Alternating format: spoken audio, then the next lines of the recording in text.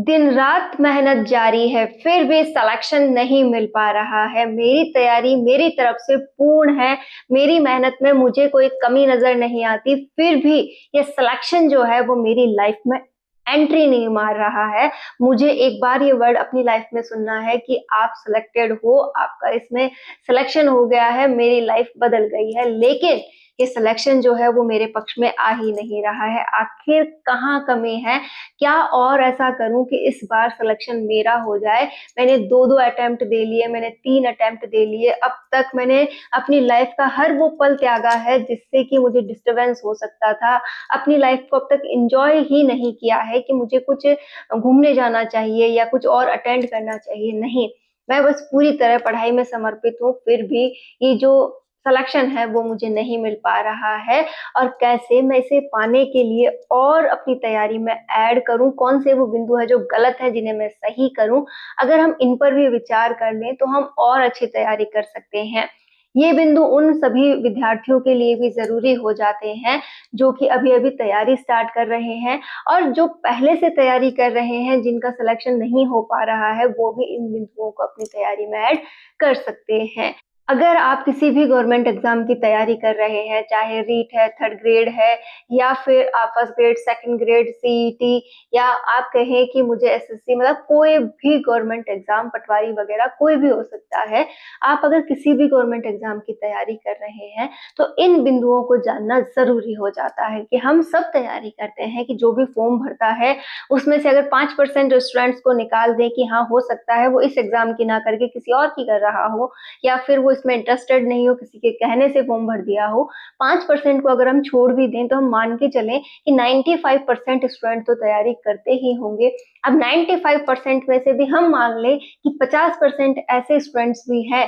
जो बिल्कुल भी सीरियस नहीं है इस एग्जाम को लेकर, उन्होंने केवल फॉर्म भरा है, तो उन्हें भी हम छोड़ दें, फिर भी 55% स्टूडेंट अभी भी कंपटीशन में रहते हैं और वो सभी पढ़ाई करते हैं। अब उनकी पढ़ाई का भी एक स्तर होता है, इसमें से आप ये मानकर चलें कि 25% स्टूडेंट वो होते हैं जहां पर आप ये कह दें कि हाँ तैयारी अभी अभी स्टार्ट हुई है, या फिर वो इस एग्जाम के बारे में ज्यादा नॉलेज नहीं रखते, वो अपने बेस पर इसे तैयार कर रहे हैं, कोचिंग वगैरह ले रहे हैं, लेकिन कुल मिलाकर वो भी पढ़ रहे हैं, लेकिन उनका जो एवरेज अभी चल रहा है वो सिलेक्शन की दौड़ वाला नहीं है, वो कहीं ना कहीं डीप गलतियां कर रहे हैं, बहुत अधिक वाली। तो उन्हें स्टूडेंट्स को भी ये बात जानना जरूरी है। और जो अब बच गए हैं 25%, 30% स्टूडेंट्स, वो सीरियस तैयारी करने वाले स्टूडेंट्स होते हैं जहाँ कंपटीशन रियल में चल रहा होता है। तो अब वहां जब स्टूडेंट्स की बात आती है तो वो पढ़ भी रहे हैं, दिन रात मेहनत भी जारी है, उनके पास आप ढेरों बुक्स भी देख सकते हैं,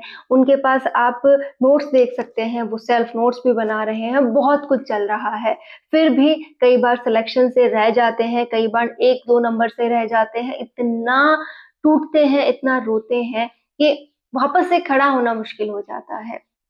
फिर भी इस नियति के अनुसार उन्हें चलना है और वो फिर से खड़े होते हैं और अपने लिए एक नया कदम उठाते हैं। अब बात ये आती है कि तैयारी तो वही है, बुक्स भी वही हैं, फिर से अगर मुझे चलना है तो मैं इसमें और क्या ऐड करूं? तो आज ये सभी बातें उन स्टूडेंट्स के लिए हैं जो या तो 1-2 नंबर से रहते हैं या फिर अभी अपनी तैयारी को लेकर सीरियस नहीं है, तो वो ये बातें अपना सकते हैं। एक बात आप मुझे पहले बता दीजिए कि जब आपका मतलब एग्जाम देकर आए हैं आप, पेपर खराब गया है या फिर रिजल्ट आया है वो आपके पक्ष में नहीं आया, तो आपको जितना रोना आ जाए ना कि हाँ मुझे बेहद रोना आया, मैं अपने आंसू ही नहीं रोक पाई, मैं पूरे पूरे दिन रोई हूँ, अपने आप को बड़ी मुश्किल से संभाला है, तो एक बात आपके सामने जरूर निकल कर आएगी कि आप अपने एग्जाम को लेकर बहुत सीरियस हैं, आपका गोल आपकी लाइफ में मैटर करता है। ऐसे भी बहुत स्टूडेंट्स होते हैं जिन्हें पेपर दे के आने के बाद कोई मतलब गिला ही नहीं रहता, कुछ परेशानी ही नहीं होती, लगता है और दे देंगे, क्या ही होता है, रिजल्ट आया है तो क्या, इस एग्जाम का ही तो आया, और बहुत से एग्जाम है। मतलब अगर उन्हें फील नहीं हो रहा है तो मैं उन सभी स्टूडेंट्स से कहना चाहूंगी कि आप अपने एग्जाम को लेकर सीरियस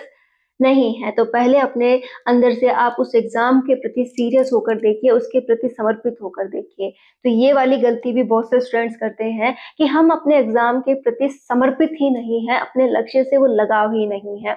आपको अपने लक्ष्य के प्रति लगाव करना होगा, आप जितना समय अपने दिन से निकाल सके वो निकालना होगा और उसे पढ़ाई पे खर्च करना होगा। ये वो स्टूडेंट तो ज़रूर कर रहे हैं जो कि तैयारी को लेकर सीरियस हैं। दूसरा जो सबसे इम्पोर्टेंट बिंदु आता है वो होता है सोशल नेटवर्क का गलत यूज़, कि जैसे हम मानते हैं कि फ़ोन नहीं चलाना चाहिए, नहीं भी चला रहे हैं मैम, नहीं चलाते हम फ़ोन क्योंकि हमें पढ़ना होता है। फिर भी अब पढ़ने के नाम पे भी हम फ़ोन चलाते हैं, कैसे? कि हमें कोई टॉपिक पढ़ना है, ठीक है? उस टॉपिक की एक क्लास सफिशिएंट है उस टॉपिक को समझने के लिए, लेकिन हम खुद पे विश्वास नहीं करते, हम सोचते हैं कि जो सामने वाले टीचर्स हैं वो बहुत अच्छा पढ़ा रहे हैं और एक क्लास को अगर अदर टीचर्स से भी सुना जाएगा, क्या इन सर से सुन ली, इन मैम से सुन ली, फिर नेक्स्ट सर की लेती हूँ, फिर नेक्स्ट मैम की लेती हूँ, मतलब आप एक टॉपिक को 3-4 बार अलग-अलग लोगों से सुनते हो, उनसे समझते हो, कुछ गलतियाँ होती हैं तो कमेंट्स करने में टाइम बर्बाद करते हो। लेकिन अगर आप ये बात सोचे कि उस टॉपिक को जैसा समझाना था एक बंदे ने सीधा-सीधा समझा दिया है। अब बात कहाँ आती है, मेरे ऊपर आती है कि मैंने कितना समझा, साथ ही साथ मैं उन पॉइंट्स को समझते हुए अपने लिए कैसे शॉर्ट नोट्स बना पाया। यहाँ पर भी सबसे बड़ी गलतियाँ हो जाती हैं। तो आप अपने समय को बेवजह सोशल नेटवर्क को ना दें। आपको एक टॉपिक की एक क्लास सफिशिएंट है अगर आप उसे समझते हुए लेते हैं, उसके इम्पोर्टेंट पॉइंट्स को नोट डाउन करते हैं और फिर सडनली आप अपनी जो भी बुक्स वगैरह हैं उनमें आकर के पढ़ते हैं, उस टॉपिक को फिर से रिवाइज़ करते हुए उन्हें शॉर्टली नोट्स बना लेते हैं, उससे बेटर कुछ हो ही नहीं सकता। आप ये कहते हैं कि तीसरा इम्पोर्टेंट पॉइंट यही है कि अगर आप ये कहते हैं कि हमें प्रैक्टिस करनी चाहिए, बहुत से स्टूडेंट्स इस बात को गलत लेते हैं। प्रैक्टिस काहे को करें? पुराने पेपर्स तो आजकल आते ही नहीं हैं, पुराने पेपर्स से क्वेश्चन पूछे ही नहीं जा रहे, आजकल तो एग्ज़ाम्स का पैटर्न बदल गया है, हम प्रैक्टिस उनसे नहीं करने वाले, हम तो केवल पढ़ने वाले हैं। तो प्रैक्टिस का मतलब ये कभी नहीं होता है कि आप जो पुराने पेपर्स हैं, उनसे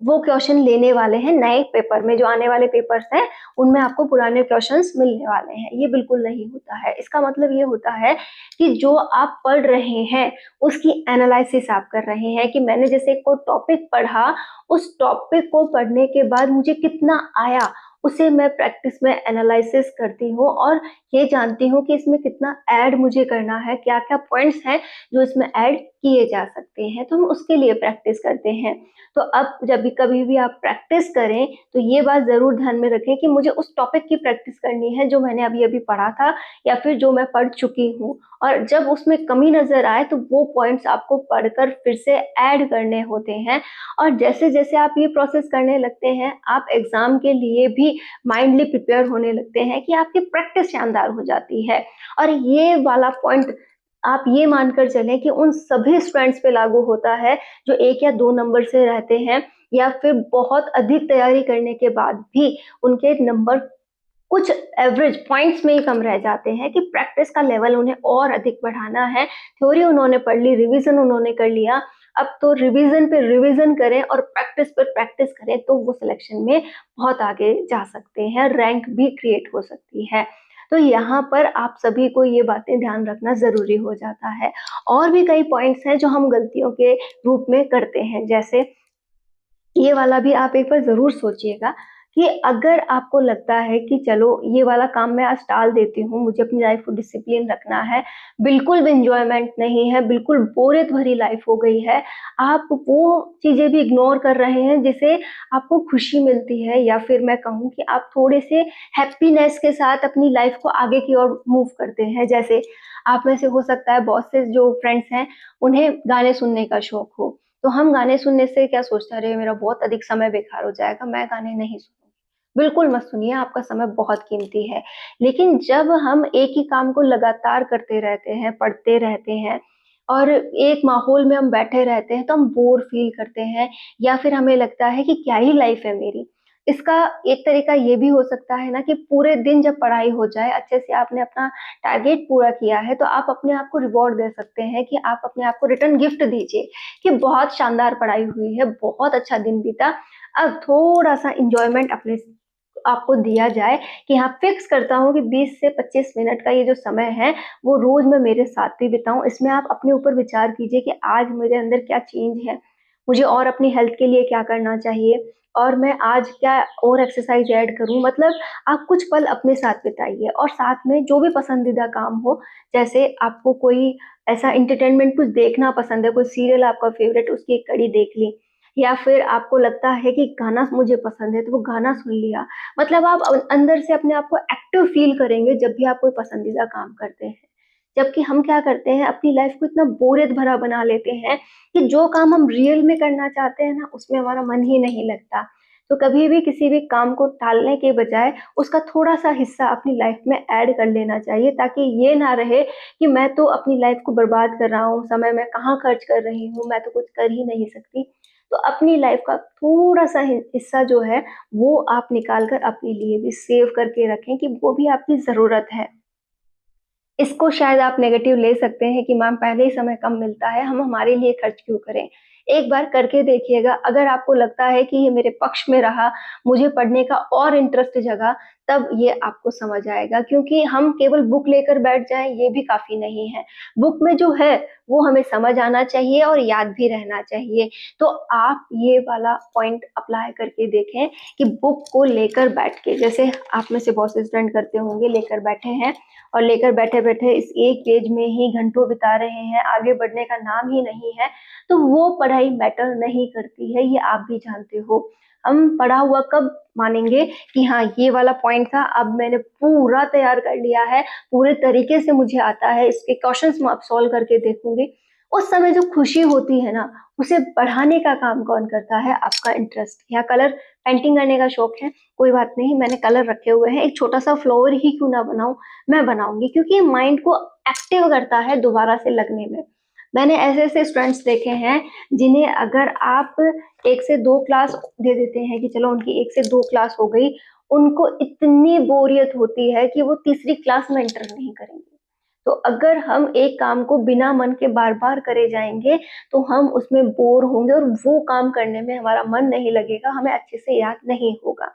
तो आप भी जब भी कोई काम कंप्लीट करते हैं, कंप्लीट ज़रूर करें, खींच कर करें, अपने ऊपर प्रेशर बना के करें कि नहीं भाई ये टॉपिक है, इसको जल्द से जल्द पूरा करना है, इसमें कोई ढील मुझे नहीं देनी है। और जैसे ही कंप्लीट होगा ना, मैं अपने आप को एक पॉइंट का रिवॉर्ड ज़रूर दूँगा कि हाँ, मुझे कुछ ना कुछ ज़रूर अच्छा मिलने वाला है। चाहे आप खाने के शौकीन हैं, तो कुछ भी अपने घर से रिलेट करके कोई भी खाना लाकर खा सकते हैं कि ये टॉपिक पूरा होगा ना, तभी आज तो वो जो मेरी फेवरेट डिश है, वो मैं खाऊँगी। तो इससे भी आपको अलग से एनर्जी मिलती है। तो पढ़ना ही काफ़ी नहीं है, अपने आप को अंदर से मोटिवेट करना भी ज़रूरी हो जाता है कि आप कितने ज़्यादा अपनी पढ़ाई को लेकर सजग हैं, कितना ज़्यादा आप उसकी ओर अट्रैक्ट हो रहे हैं, कितना ज़्यादा वो आपको पसंद आ रही है। जो चीज़ पसंद होती है उसे करना आसान हो जाता है। जैसे बहुत सी फ्रेंड को आपने मैं आप सभी से रिलेट करके बात कर रही हूँ कि बहुत से ऐसी फ्रेंड्स हैं जो कहेंगी कि मैम कुछ ऐसे काम है जैसे घर को सजाना, उसे करते-करते हम कभी नहीं थकते, करने के बाद भी ऐसा लगता है अभी और कर लूँ, ये कर देती हूँ, वो कर देती हूँ, अरे ये ऐड करना भूल गई, ये काम करना भूल गई, उसमें मुझे थकान नहीं होती है। ऐसे निश्चिंत होकर के मैं काम करती हूँ, जबकि अगर मुझे पढ़ने के लिए बिठा दिया जाए, तो 1 आध घंटा, 2 घंटे के बाद तो ऐसी हालत हो जाती है कि बस अब यहाँ पे मैं और नहीं बैठ सकती, और अगर ऐसा कर भी लिया तो पूरे दिन ऐसे लगता है बहुत थकी हुई हूँ, अब मुझसे कोई काम नहीं होगा। तो यहाँ पर क्या बात क्रिएट कर रही है कि आपने पसंद किसको किया? आपको वो काम करते हुए मतलब बहुत अधिक आनंद मिल रहा था, मन को शांति मिल रही थी, आप बहुत अच्छा फ़ील कर रही थी, इसलिए आपको थकान फ़ील नहीं हुई। हमारा माइंड हमें ये सिग्नल्स देता है कि आप थके हुए हो, आपको आराम करना चाहिए। जब भी आप बोरियत भरा काम करते हो, तो आपको पढ़ाई में इंटरेस्ट लाना ज़रूरी है और इसके लिए अपने आप को अंदर से मोटिवेट करना ज़रूरी है। तो जब भी पढ़ने बैठे अपने गोल्स को याद करें, उनके प्रति सजग हों और अपने आप से हर दिन कहें कि एक कदम और। जैसे-जैसे आप एक-एक कदम बढ़ते जाएँगे, आप अपने लक्ष्य के ऊपर पहुँच जाएँगे और आप उसे पा चुके होंगे। तो ये गलतियाँ अगर आप अपनी लाइफ से हटा देते हैं, तो आप बहुत कुछ अचीव कर सकते हैं। और भी ऐसे बहुत से पॉइंट्स हैं जो कि हमें परेशान करते हैं, जैसे ओवर थिंकिंग, कि दिन रात पढ़ने को तो हम पढ़ रहे थे, लेकिन उस बीच हमने जैसे 2 घंटे की पढ़ाई में 1 घंटा ओवर थिंकिंग में बिता दिया कि ऐसा हुआ, वो हुआ, वहाँ पे मतलब ख़याली पुलावों में हम चले गए। एक बात को लेकर बार-बार सोचे जा रहे हैं कि उसने मुझे ये कह दिया, उसको आप 2 दिन तक लेकर बैठे हो, उस पे विचार किए जा रहे हो, तो ओवर थिंकिंग जैसा माहौल भी आपको पढ़ाई से हटाता है और साथ ही साथ जो पढ़ रहे हो उसमें भी अच्छा नहीं रहने देता है। और भी कई गलतियाँ जो आप लोग कर रहे हो, उनकी कमेंट आप कीजिएगा कि हाँ मैम, मुझसे ये गलती होती है, इस वजह से मेरा सिलेक्शन नहीं होता। एक और प्रॉब्लम है, जैसे पढ़ लिया, सब कुछ पढ़ लिया, बहुत अच्छे से आता है, लेकिन जिस दिन एग्ज़ाम होता है, उस दिन आप इतना नर्वस फ़ील करते हो कि आपको एग्ज़ाम में बहुत कुछ जो पढ़ा हुआ है, वो याद ही नहीं आता। तो ये नर्वसनेस जो है, इसे आप कैसे कम कर सकते हैं कि आप खुद के लिए एक एग्ज़ाम माहौल क्रिएट कर सकते हैं कि आज मैंने जो टॉपिक या फिर ये जो मेरा सिलेबस का हिस्सा है, ये कंप्लीट हुआ है ना, इसका आज एग्ज़ाम लगा कर देखती हूँ। एक मॉक टेस्ट लिया, उसे लेकर के बैठ गए और एकांत माहौल, जैसे एग्ज़ाम में बैठे हो, अपने आप को फ़ील दो कि एग्ज़ाम में बैठी हूँ, वैसी कंडीशन में आप बैठते हुए एग्ज़ाम को जब दोगे, तो जिस दिन एग्ज़ाम होगा आपको लगेगा कि मैं उसी जगह बैठी हूँ, उसी रूम में बैठी हूँ और मैं अपना एग्ज़ाम दे रही हूँ, तो बिल्कुल भी नर्वसनेस नहीं होगी। आप धीरे-धीरे अपने उन कमियों पर काम कीजिए जिनसे कि आपको सिलेक्शन मिल सकता है। देखिए, हर कोई आपको नहीं जानता, बस आप अपने आप को ज़रूर जानते हैं कि मैंने कहाँ गलती की, मेरी कमी कहाँ रह गई, तो उस पे काम आप ज़रूर कीजिएगा क्योंकि हम खुद को बदल सकते हैं, कोई हमें नहीं बदल सकता। तो आप जितना बदलाव की उम्मीद अपने अंदर रखते हैं, उतनी कोशिश ज़रूर किया करो। अपनी हेल्थ का, अपने इस सपने का मान किया करो और जितना हो सके अपने प्रति सजग ज़रूर रहा करो। All the